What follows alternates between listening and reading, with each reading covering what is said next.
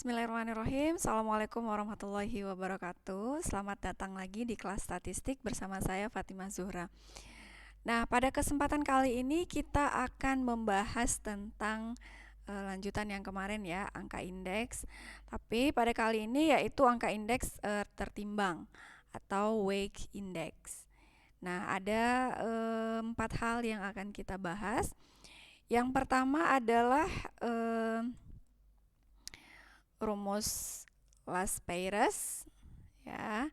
Yang kedua ada rumus Pasce, kemudian ada rumus Fisher, dan yang terakhir ada rumus Drobisch. Oke, sebelum kita masuk ke dalam rumus-rumus itu, kita lihat dulu apa itu angka indeks tertimbang ya. Nah, berbeda dengan angka indeks sebelumnya, yaitu angka indeks sederhana dan angka indeks agregat. Kalau angka indeks tertimbang atau weight index ini berbeda dengan angka indeks sederhana atau indeks sebelumnya. Indeks tertimbang memberikan bobot yang berbeda pada setiap komponennya. Ya, mengapa harus diberikan bobot yang berbeda? Karena pada dasarnya setiap barang dan jasa itu mempunyai tingkat utilitas yang berbeda atau manfaat dan kepentingan dari masing-masingnya itu berbeda. Ya, misalkan beras itu mungkin ya dianggap lebih penting daripada sayuran. Nah, sehingga ada beberapa barang yang jenisnya itu dibedakan gitu ya dari komponen lainnya. Nah, indeks tertimbang bisa digunakan untuk indeks agregat di mana banyak jenis komoditas ya, sehingga setiap komoditasnya mempunyai bobot yang berbeda. Oke, pada angka indeks tertimbang ini bisa kita gunakan rumusnya itu untuk yang angka indeks yang agregat, baik agregat sederhana, indeks relatif, agregat relatif sederhana, dan lain sebagainya. Oke.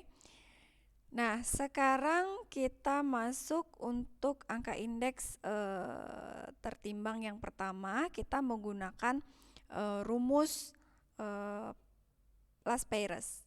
Oke, untuk angka indeks tertimbang yang pertama.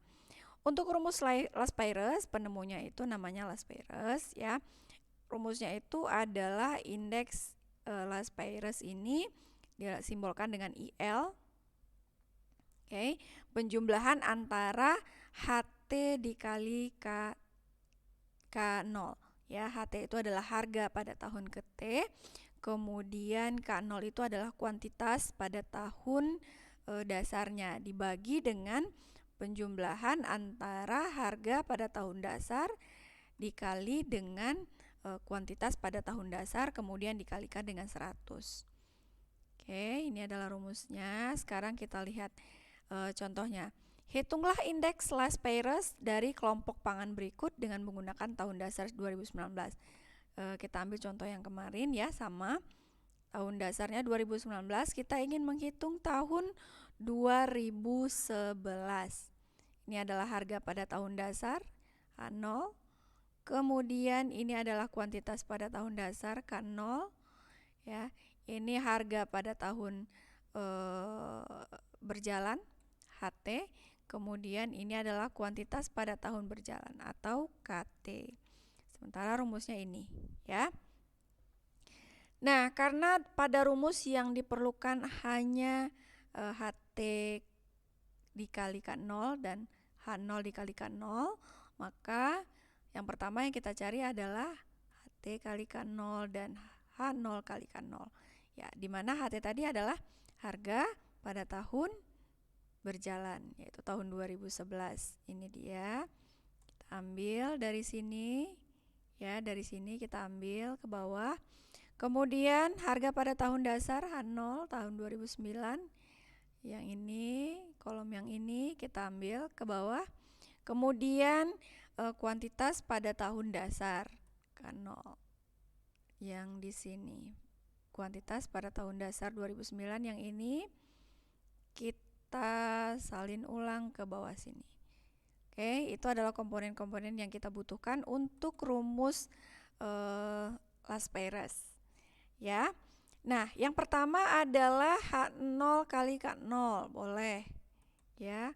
Kolom H0 ini masing-masingnya itu ada beras, ada jagung, ada kedelai, ada kacang tanah, kacang hijau, ubi kayu, ubi jalar, kentang. Masing-masingnya itu kita kalikan dengan harga dengan kuantitasnya. Oke, ini adalah H0 kalikan 0. Oke, kolom ini masing-masing kalikan ke sini. Ya. Berarti 6.540 dikali 38,64 dalam juta ton, hasilnya itu adalah 252.701 dalam juta ton dalam volume ya. Kemudian 3.868 dikali 17,63, hasilnya itu 68.192. Kemudian ada 8.657 dikali 0,97, hasilnya itu ada 8.436. Kemudian ada 11.293 dikali 0,78 juta ton, hasilnya 8.786. Begitu seterusnya sampai ke kentang. Berarti 7.906 dikali 1,01 juta ton, hasilnya ada 8.000 juta ton. Oke ya. Nah, itu yang pertama, harga dikali kuantitas pada tahun 2009. Nah, yang berikutnya adalah harga pada tahun 2011, HT, harga pada tahun berjalan, dikali dengan kuantitas pada tahun dasar. Oke, berarti ini HT ini, kolom ini masing-masingnya itu dikalikan dengan kuantitas pada tahun dasar. 7.803 dikali 38,64, hasilnya itu 301.484. Kemudian ada 4.885 dikali 17,63, hasilnya 86.121. Oke. Ini ya. Kemudian ada 8.814 dikali 0,97, hasilnya itu ada 8.589. Kemudian ada 16.633 dikali 0,78, hasilnya 12.939. Kemudian ada 16.357 dikali 0,31, hasilnya 5.144, sampai yang terakhir, yang kentang ini 11.160 dikali 1,01, hasilnya dia itu 11.293. Oke, setelah kita temukan hasil kali dari masing-masing harga dengan kuantitas, harga pada tahun berjalan dengan kuantitas pada tahun dasar.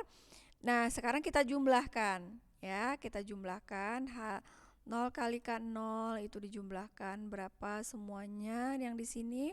Ternyata jumlahnya itu adalah 411.140. Oke.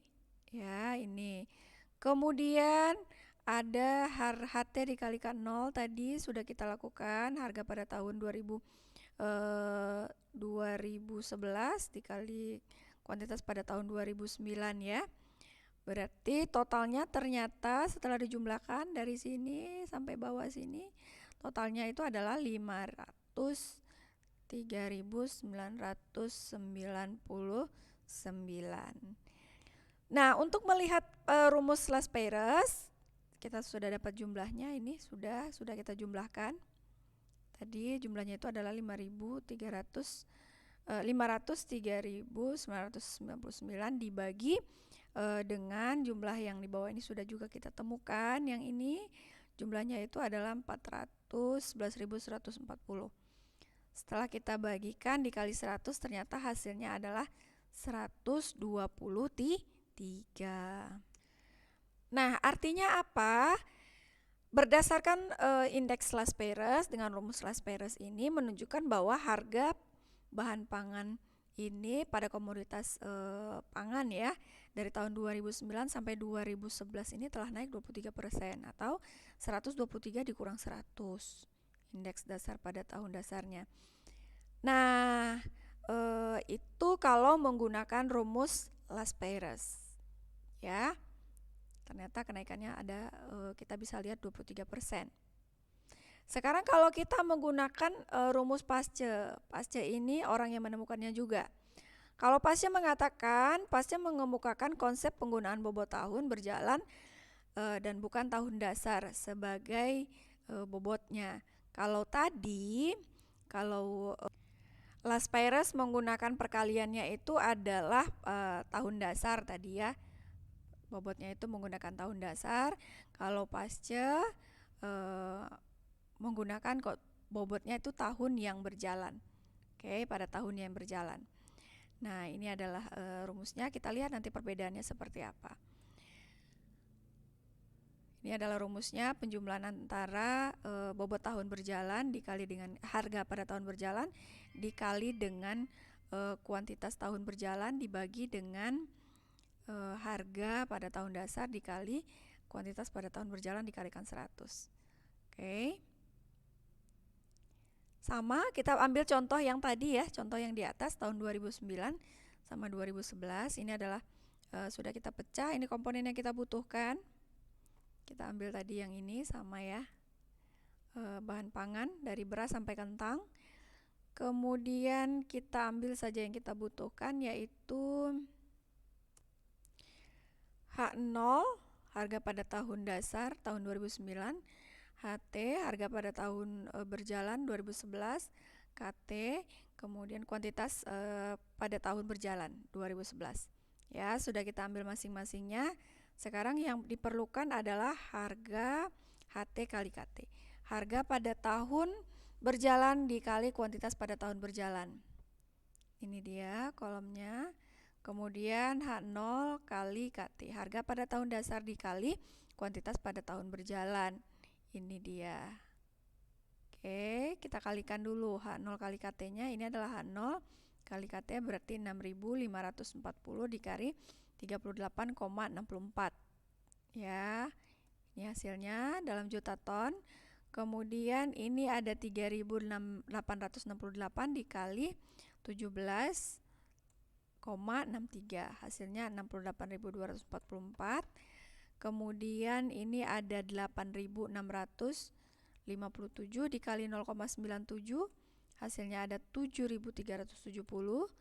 Kemudian ada 11.293 untuk kacang tanah dikali kuantitasnya itu 0,78 ya. Kemudian hasilnya ada 7.807.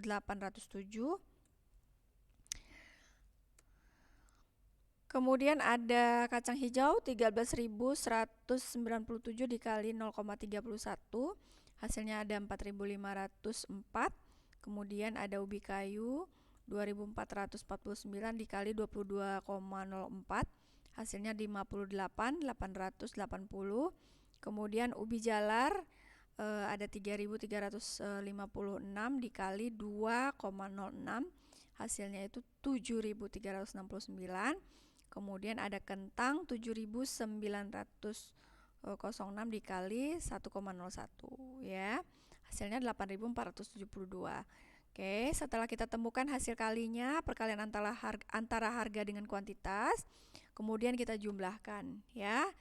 Jumlahnya itu 420.676. Oke, mudah ya. Nah, kemudian yang berikutnya, perkalian antara harga pada tahun berjalan dengan kuantitas pada tahun berjalan. Berarti ini ya, 7.803 dikali dengan 38,64. Ini hasilnya 7.842. Kemudian ada 4.885 untuk harga jagung dikalikan dengan kuantitasnya ada 17,63. Maaf. Hasilnya adalah 86.187. Ya, begitu seterusnya sampai ubi jalar 4.503 dikali 2,06. Hasilnya itu ada 9.889. Kemudian ada kentang yang terakhir 11.160 dikali dengan 1,01. Oke, hasilnya itu 11.980. 58. Ya, perkaliannya sudah selesai. Sekarang kita jumlahkan berapa nilainya penjumlahan antara harga dengan kuantitas barang. Ya, ternyata setelah dijumlahkan HT kali KT-nya itu adalah 515.914 ya. Ternyata hasilnya tidak terlalu jauh ya nilainya dengan yang last payers. Coba kita lihat nanti. Oke, pada pasca ternyata sigma HTKT-nya itu adalah 515.914 dibagi 420.676 dikali 100. Ternyata indeksnya hampir sama. Ya, kalau pembagiannya itu menggunakan bobot yang berjalan atau last payers menggunakan bobot tahun dasar. Ya, hampir sama. Oke. Nah, ternyata ada si Fisher, muncul nih si Fisher, peneliti berikutnya. Kalau Fisher mencoba memperbaiki rumusnya last payers dan pasca. Menurut Fisher, indeks agregat adalah paduan dari kedua indeks dan merupakan akar dari perkalian kedua indeks. Indeks Fisher menjadi lebih sempurna jika dibandingkan kedua indeks lainnya. Nah, ternyata si Fisher ini menjumlahkan indeks last payers dengan indeks pasca, kemudian dikalikan, kemudian diakarkan, ya, akar dari perkalian indeks last payers dan indeks pasca. Ya, ternyata tapi hasilnya tidak terlalu jauh berbeda. Tapi dia mampu menyempurnakan antara kedua indeks ini karena dia telah menggabungkan, dihitung dulu last payers-nya seperti apa, pastinya seperti apa, kemudian dikalikan, kemudian diakarkan. Oke, nanti hasilnya juga tidak terlalu jauh berbeda. Nah, pada peneliti berikutnya ada muncul Drobis sehingga dia melahirkan rumus Drobis. Oke. Kalau indeks Drobis digunakan apabila indeks nilai last payers dan pascanya itu berbeda terlalu jauh. Kalau yang kita hitung tadi perbedaannya tidak terlalu jauh, tidak terlalu signifikan karena hasilnya harga indeksnya sama 123. Tapi kalau dia muncul indeks yang terlalu jauh nilainya, maka muncullah indeks Drobis merupakan jalan tengah selain indeks Fisher ya. Di mana indeks Drobis ini merupakan nilai rata-rata dari kedua indeks. Setelah dijumlahkan last payers dengan pasca, kemudian ditambahkan dibagi 2 sehingga ini juga solusi bagi kedua indeks tersebut ya kalau nilainya terlalu jauh. Oke. Nah, itu dia angka indeks tertimbang. Ada 4 rumus tadi yang bisa kita gunakan untuk angka indeks tertimbang ya. Yang pertama adalah last payers, kemudian ada pasca, kemudian ada Fisher, dan yang terakhir ada Drobis. Ya, pada dasarnya sama, hanya menyempurnakan dari rumus-rumus sebelumnya. Oke, terima kasih atas perhatiannya. Untuk video kali ini cukup sampai di sini. Kita bertemu lagi pada perkuliahan berikutnya atau video berikutnya. Assalamualaikum warahmatullahi wabarakatuh.